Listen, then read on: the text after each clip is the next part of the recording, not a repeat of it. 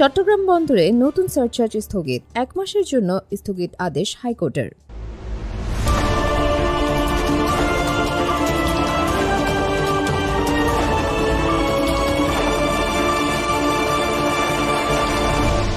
Channel CB.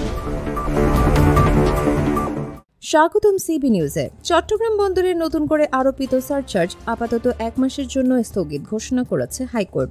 অর্থাৎ চট্টগ্রাম বন্দর কর্তৃপক্ষের সিদ্ধান্ত অনুযায়ী যে বর্ধিত ফি কার্যকর হওয়ার কথা ছিল তা আপাতত কার্যকর হচ্ছে না। রবিবার বিচারপতি কাজী জিনাত হক ও বিচারপতি আইনুন নাহার সিদ্দিকার সমন্বয়ে গঠিত হাইকোর্ট বেঞ্চ এই আদেশ দেন। বিষয়টি পরিষ্কার করা যাক।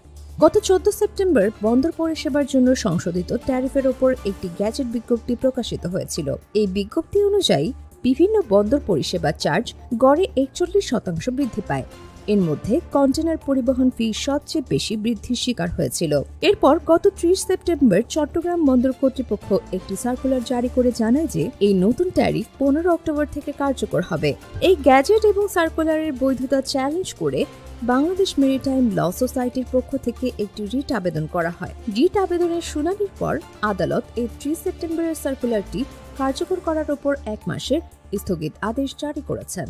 রিট আবেদনকারী পক্ষের আইনজীবী মহিউদ্দিন আব্দুল কাদের গণমাধ্যমকে জানান, এই স্থগিত আদেশের ফলে আপাতত বর্ধিত হারে চার্জ আদায় করা যাবে না।